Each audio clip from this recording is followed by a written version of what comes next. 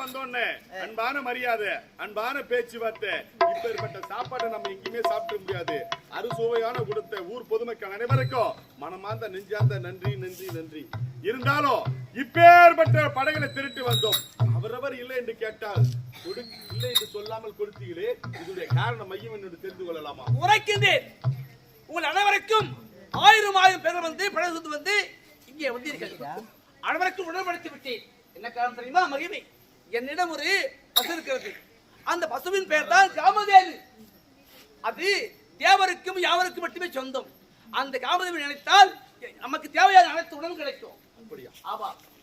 காமதேனு பசு வந்தது அவரவர் எதை கேட்டாலும் இல்லை என்று சொல்லாமல் கொடுத்தது.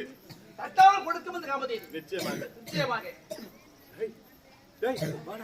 காமதேனு பசு இருக்கிற நாட்டுல இருந்தாலும் அந்த காமதேனு பசு நம்ம நாட்டுக்கு ஓட்டி முட்டா நம்ம அப்படியே உழைக்காத உட்கார்ந்து சாப்பிடலாமே. போய் நம்ம கேட்கலாமா? அரிசி உணவு கொடுத்தீங்க. இருந்தாலும் எங்க நாட்டுக்கு அந்த காமதேனு பசு நாங்க ஓட்டிமா போறோம். பசு என்று வந்தீர்கள். பசு வேண்டும். மீண்டும் உரைக்கின்றேன். அந்த காமதேனு தேவருக்கு தான் சொந்தம், உங்களுக்கு சொந்தம் இல்ல. போய்விடுங்க. வேணும்னா நீங்க 2 பேர் தான் செய்றீங்க. எங்க வீட்ல ஒரு நொண்டி பசு இருக்குது. அது வேலைக்கு ஒரு 200 பால் கறக்கும். அந்த நொண்டி பசு வேணா உங்ககிட்ட கொடுத்துறேன். மீண்டும் உரைக்கின்றேன். வேண்டாம் மாணவர் பேச்சு. அந்த காமதேனு பசு எங்களுக்கு தான் சொந்தம், கொடுக்க முடியாது முடியாது என்று வாருங்கள். எஜமா, காமதேனு பசு கேட்டா மறுக்கிறாரு, கொடுக்க மாட்டேன்றாரு. நம்ம நாட்டு மக்கள் பசி அழைக்கிறாங்க. டேய், இங்க எங்க நம்ம கேப்பறேன். போய் கட்டி ஈத்து போலாம்.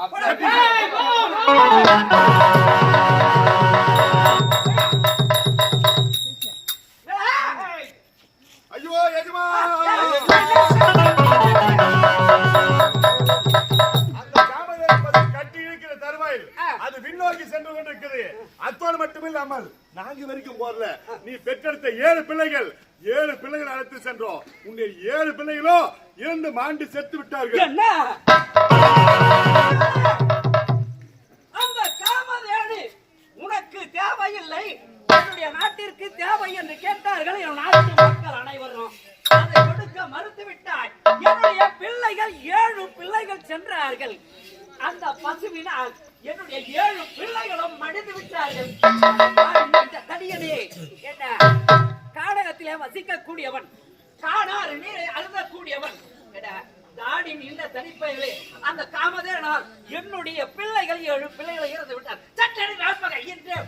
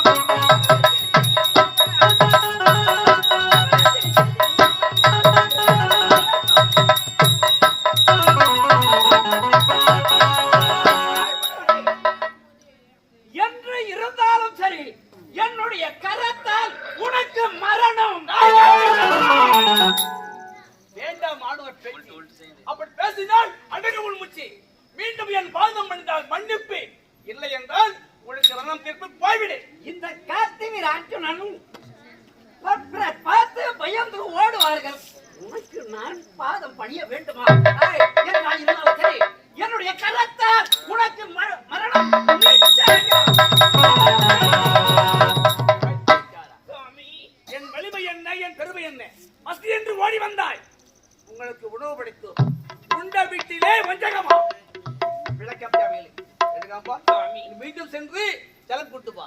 மீண்டும் வந்த சிவ பூஜைக்கு வேண்டும் சென்று வா. வெற்றியோடு சுவாமி.